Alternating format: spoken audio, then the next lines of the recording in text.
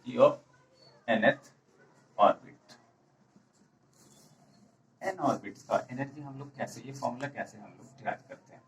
Energy nth orbit का N हम लोग मानते हैं 1 2 जो भी कर सकते हैं, इसको हम लोग 2 जूल में और इलेक्ट्रॉन वोल्ट में निकालते हैं। 2.18 into 10 to the power -80 z square by n square, ये जूल में हो गया। इस फॉर्मूला को याद रखना है। यहाँ z एटॉमिक नंबर है, जैसे हाइड्रोजन लेते हैं z की वैल्यू 1 होगा, n की वैल्यू अपना वैरी करेगा। ऑर्बिट नंबर n क्या है, ऑर्बिट नंबर, ये 1 2 3 एंड 4 समथिंग जो भी हम लोग लिखना पड़ेगा।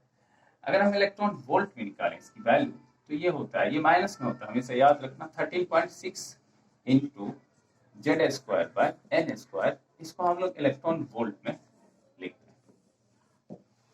ये दो फॉर्मूला हम लोगों को। वेलोसिटी का क्या होता है, वेलोसिटी हम लोग कैसे निकालते हैं फॉर्मूला से। Velocity of nth shell, nth orbit कैसे निकालते हैं। Velocity of N equal to, हम लोग इसको सिंपल वे में हम लोग लिख सकते हैं 2.16 into 10 to the power 6 Z by N. ध्यान में रखना है जेड और एन कैसे वैरी करता है, ये भी मीटर पर सेकेंड में हम इससे निकाल सकते हैं। इसके अलावा भी कुछ चीजें हमें निकालना पड़ता है, जैसे मान लो फ्रीक्वेंसी निकालना है, फ्रीक्वेंसी निकालना है, तो हम इसको कैसे निकालें। हम ये फ्रीक्वेंसी को इसी डिराइव्ड फॉर्मूला से निकाल सकते हैं। हम लोग ये जानते हैं कि फ्रीक्वेंसी इक्वल टू क्या होता है, 1/t टाइम, या टी कैपिटल लिखो या स्मॉल लिखो। तो यहाँ पे हम लोग टी से, टी की वैल्यू यूज होगा टाइम पीरियड के अकॉर्डिंग। हम लोग एक बात जानते हैं कि एंगुलर जो मोमेंटम होता है mdr इक्वल टू nh/2 होता है, ये ऑलरेडी मैंने पढ़ा अभी। तो यहाँ से अगला हम लोग मास दिया हुआ है, v दिया हुआ है, मास ऑफ इलेक्ट्रॉन है, और v दिया हुआ है, v को हम लोग डिस्टेंस बाय टाइम कर सकते हैं, डिस्टेंस बाय टाइम कर सकते हैं।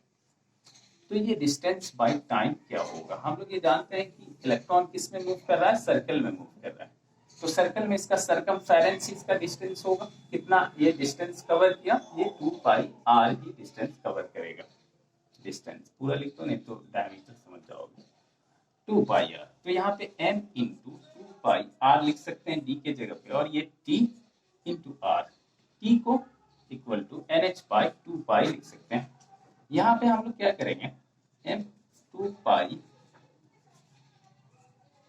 2πm r square by t, t को हम लोग फ्रीक्वेंसी 1/t को हम लोग क्या बोलेंगे, या 1/t लिख दें, nh/2 तो इस 1/t को हम लोग क्या लिखेंगे, 2πm r स्क्वायर और t को हम लोग फ्रीक्वेंसी लिख सकते हैं, तो nh/2 लिख सकते हैं। तो फ्रीक्वेंसी इक्वल टू क्या होगा, nh/2 मल्टीप्लाई हो जाएगा, तो 4π² m r स्क्वायर लिख सकते हैं। इससे हम लोग फ्रीक्वेंसी निकाल सकते हैं। r रेडियस वाला फॉर्मूला हम इसमें पुट कर देंगे, 0.59259 n स्क्वायर बाई जेड भी हम लोग लिख सकते हैं। इस फॉर्मूला को इसमें पुट कर देंगे तो हमारे पास क्या हो जाएगा,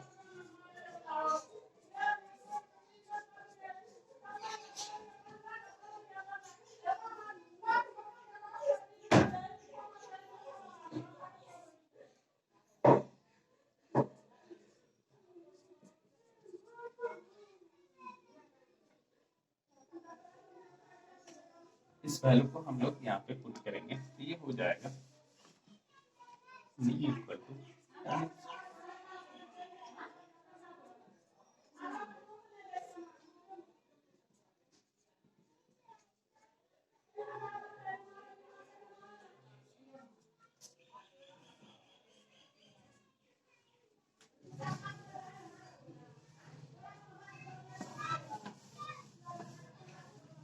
इससे हम लोग फ्रीक्वेंसी में इसकी वैल्यू को nh/4π² इंटू m इंटू 5.29 इसका स्क्वायर कर सकते हैं,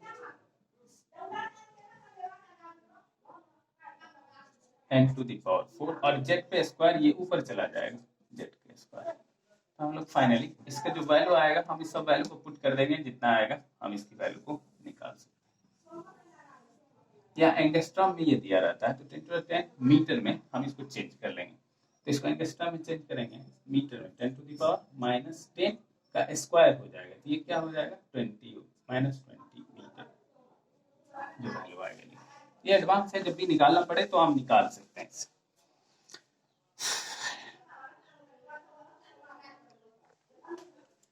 line spectrum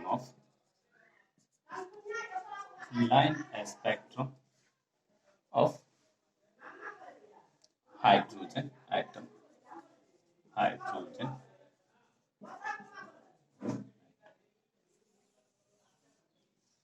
line spectrum of hydrogen atom का लाइन स्पेक्ट्रम कैसे हम लोग तैयार करते हैं हाइड्रोजन। इसमें दो पॉइंट है, व्हेन इलेक्ट्रॉन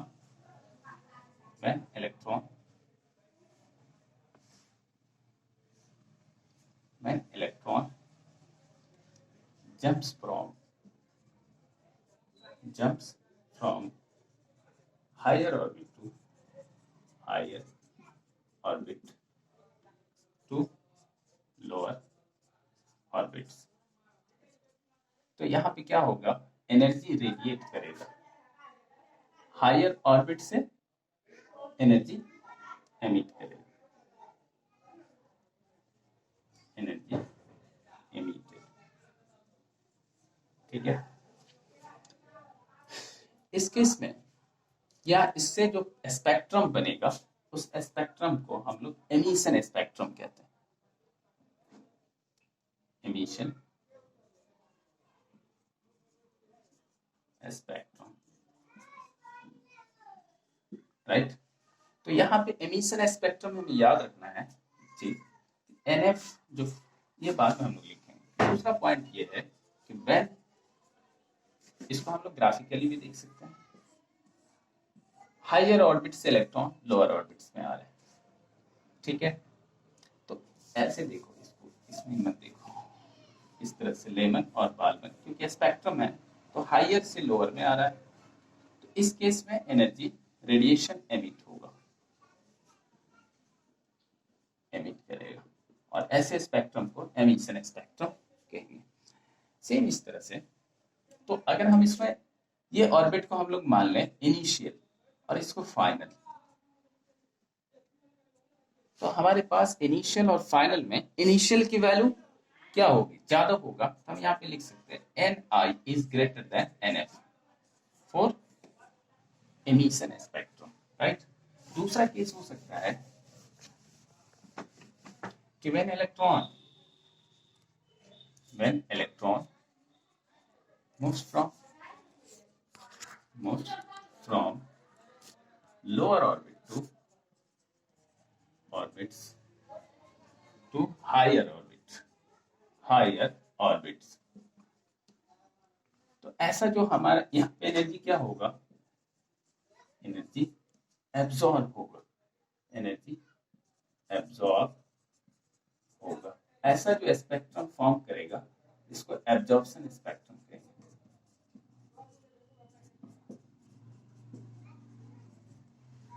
ठीक है। तो इसको हम ग्राफिकली कैसे देख सकते हैं कि अगर हमारे पास ये फर्स्ट सेकेंड थर्ड, इसको N1 मानो, N2 मानो, N3 मानो, N4 मानो, ऑर्बिट्स बढ़ता जा रहा है, तो अगर लोअर से हायर में जा रहा है, इसमें हमने लिखा है मूव्स फ्रॉम लोअर ऑर्बिट्स, हो मान ली यहाँ से यहाँ जा रहा है, मे बी यहाँ से यहाँ भी जा सकता है, यहाँ से यहाँ भी जा सकता है, जैसा भी। एक केस ले सकते हैं, ये इनिशियल है तो ये क्या होगा फाइनल, तो यहाँ पे क्या होगा कि final is greater than initial, shell of final is greater than initial, इसको याद रखना।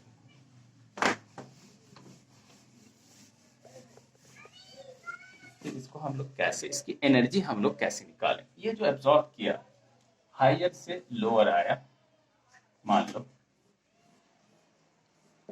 तो यहाँ एमिट होता है, ठीक है। अगर हम लोग दूसरा केस में लेमन बालमन पेस्कल जो भी हम लोग लिखते हैं, इसमें लोअर से हायर गया तो यहाँ एब्जॉर्ब होगा, तो इस स्पेक्ट्रम एब्जॉर्प्शन, इसको एमिशन स्पेक्ट्रम कहेंगे। इस दोनों केस में मान लो कि यहां से इलेक्ट्रॉन मूव करके यहां आता है, तो यहाँ की अपनी एक एनर्जी होगी और यहाँ की अपनी एक एनर्जी होगी। इसकी इनिशियल एनर्जी होगी और इसकी फाइनल एनर्जी होगी। इनिशियल ऑर्बिट है, ये फाइनल ऑर्बिट है। तो हम इसका एनर्जी का डिफरेंस निकालना चाहते हैं, या फिर इससे जो एमिट कर रहा है, इसका एमिट करने वाला जो रेडिएशन है उसका हम फ्रीक्वेंसी भी निकाल सकते हैं, उसकी फ्रीक्वेंसी भी निकालना चाहते हैं। तो कैसे निकालेंगे? सिंपल सी बात है, हम लोग सिंपल फॉर्मूला जानते हैं प्लैंक्स क्वांटम थ्योरी से, E equal to H nu होता है। E क्या है? इसका एनर्जी हम लिखेंगे और इसकी एनर्जी लिखेंगे, ठीक है। यहाँ एमिट कर रहा है तो ऑब्वियस है कि इसकी एनर्जी हाई होगा और इसकी एनर्जी लो होगा, तो हम इस दोनों का डिफरेंस निकाल सकते हैं, EF माइनस EI। अगर EF माइनस EI कर दें तो दोनों एनर्जी का डिफरेंस ही एमिटेड रेडिएशन होगा। दैट मीन्स ये एमिटेड रेडिएशन क्या होगा? डेल्टा E होगा, इक्वल टू एच न्यू। तो इसको हम लोग डेल्टा E भी लिख सकते हैं, यानी डिफरेंस है दोनों का। डेल्टा मतलब डिफरेंस होता है। यहाँ पे एक बात याद रखना कि एनर्जी का हम लोग फॉर्मूला जानते हैं, -2.18 into 10 to the power -18 Z square by N square. ये जो हमारा है इसको हम लोग रिडबर्ग कांस्टेंट भी कहते हैं, RH कहते हैं, ठीक है। तो इस फॉर्मूला में हम लोग, क्योंकि ये माइनस है तो हम इस फॉर्मूला को पुट करते हैं, तो इसको हम लोग सिंपली में क्या लिख सकते हैं? RH, माइनस लगा हुआ है तो minus RH into Z square by N square लिख सकते हैं। हमारे पास दो एनर्जी दिया, इनिशियल और फाइनल। इनिशियल और फाइनल दिया हुआ है, तो इनिशियल और फाइनल में इसको हम लोग कैसे निकालेंगे? तो हम EF minus EI equal to H nu. EF EI को फाइनल है, एक एनर्जी है, तो इस वैल्यू को हम पुट कर देते हैं, ये वाली एनर्जी को। तो RH हम लोग बाद में समझेंगे कि रिडबर्ग कांस्टेंट वहां पे कितना होता है और यहाँ पे कितना है। इसकी वैल्यू हम लोग इतना लिखे हैं, ये बाद में कन्वर्ट हो जाएगा, इसकी वैल्यू भी हम लोग इतना लिख सकते हैं, -2.18 इंटू 10 टू द पावर -18। तो इसकी वैल्यू हम लोग लिखेंगे सिर्फ EF की, तो -RH, ये तो कांस्टेंट वैल्यू है, बाय फाइनल है एन स्क्वायर है, जेड की वैल्यू, क्योंकि हाइड्रोजन एटम है, जेड की वैल्यू क्या हो जाएगी? 1। हाइड्रोजन एटम में जेड की वैल्यू 1, क्योंकि ये हाइड्रोजन एटम है। तो हमारे पास बच क्या जाएगा? NF स्क्वायर माइनस, फिर माइनस इसका अपना एक वैल्यू, फिर ये वैल्यू होगा इनिशियल वाले का माइनस RH बाय NI का square equal to H nu, ठीक है। तो इसको हम लोग क्या करेंगे? -RH Rydberg constant by NF square plus RH by NI square equal to H nu. तो ये प्लस वाली वैल्यू और ये माइनस वाले, तो प्लस वाले को पहले, माइनस बाहर में हम लोग जनरली नहीं रखते हैं। तो RH NI तो इनिशियल पहले आ गया, क्योंकि कैलकुलेशन की वजह से पहले आ गया, ऐसा नहीं है कि वो पहले हमेशा रहेगा, ठीक है। फिर हम लोग इसको लिख सकते हैं, RH को कॉमन ले लो और ये आ जाएगा NI square minus NF square equal to H nu. तो एच न्यू हमको, एच न्यू की वैल्यू हमको यहां से इतना मिल गया, सॉरी एच न्यू की वैल्यू या डेल्टा E की वैल्यू, हाँ, तो इसको हम लोग डेल्टा E लिख सकते हैं ना, एच न्यू को हम लोग डेल्टा E लिख सकते हैं। ये हमारा क्या हो जाएगा? RH 1 बाय,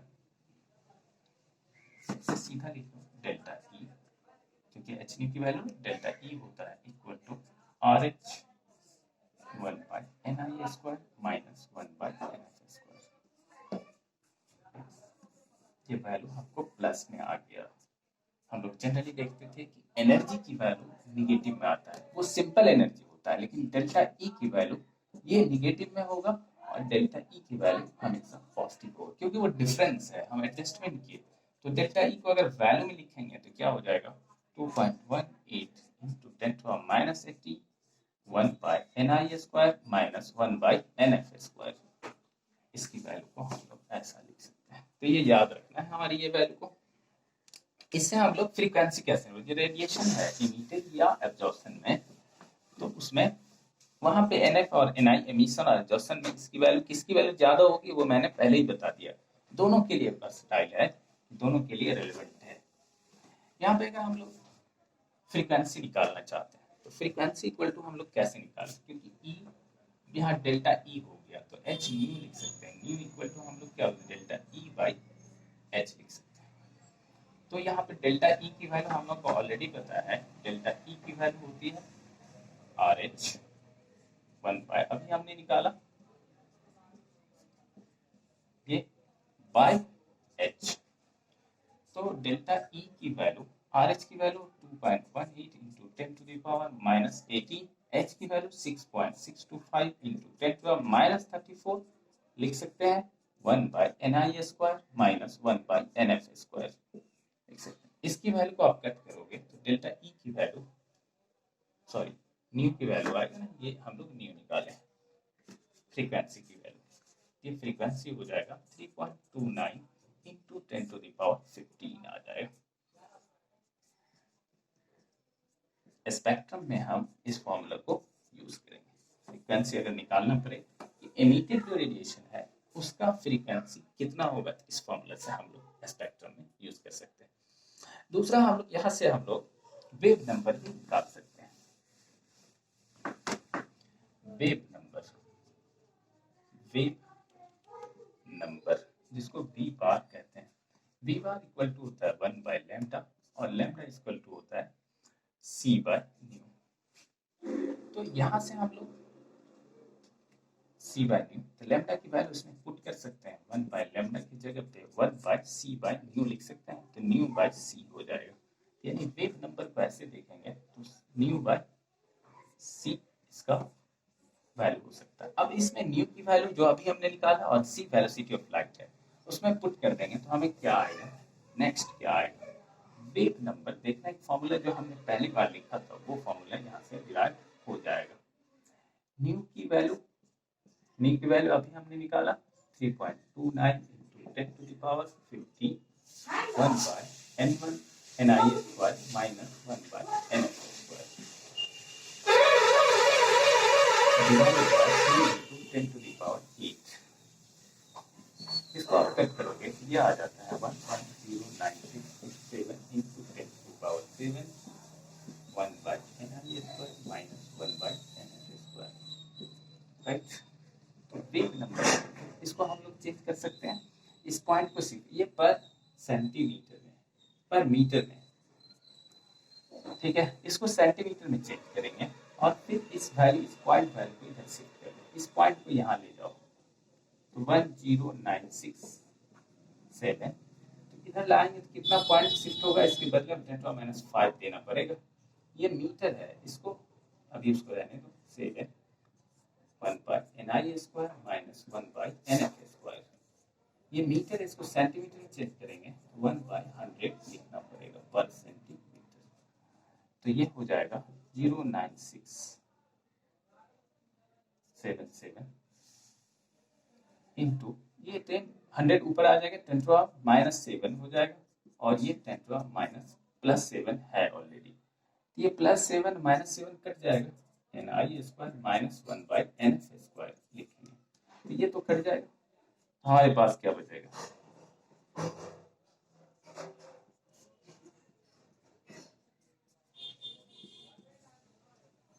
ये हमारा वेव नंबर जो 1 बाय लैम्डा लिखते हैं। तो हमें वो जो फॉर्मूला मैंने लिखा था जो RH की वैल्यू होती थी आ गई यहाँ पे, उसी से हम इसको डिराइव किए पर सेंटीमीटर में। ये क्या आ जाएगा पर सेंटीमीटर, राइट। इस फॉर्मूला को हम लोग यूज कर सकते हैं आगे चल के। हम लोग अब देखते हैं limitations of Bohr's model of hydrogen spectrum. limitations of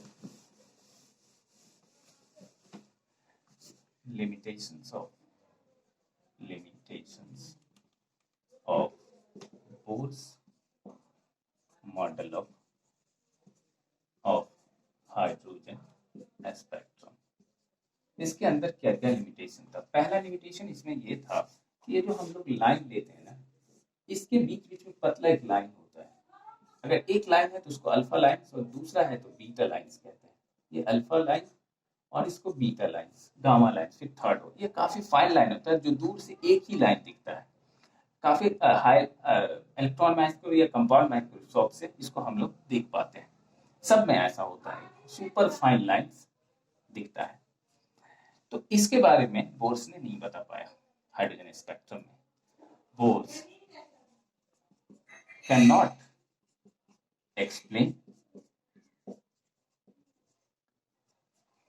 explain the super fine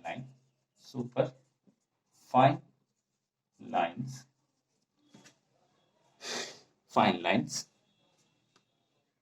in its series। ये सीरीज 11 बार में in its series, ठीक है। दूसरा क्या था? दूसरा ये जो हम लोग सिर्फ सिंगल इलेक्ट्रॉन कंटेनिंग एलिमेंट में स्पेक्ट्रम को सिर्फ बोर्स ने एक्सप्लेन किया।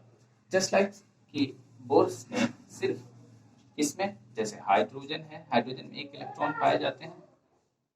हाइड्रोजन है, लिथियम +2 कर दिए तो एक बचा।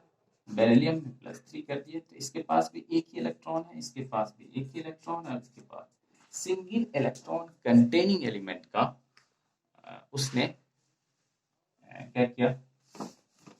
एक्सप्लेनेशन दिया। मल्टी इलेक्ट्रॉन में ये वैलिड नहीं होता था। बोर्स, इसी में आप लिख सकते हो, Bohr's model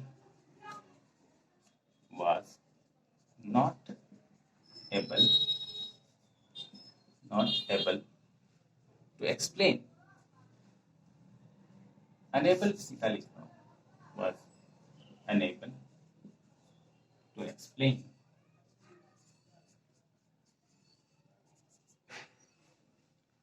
to explain a spectrum of atoms,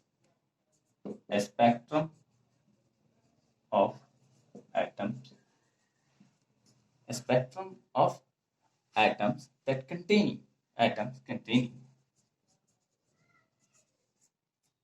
containing more than one electrons। That is, हम लोग यहाँ पे लिख सकते हैं, that is multi electron elements.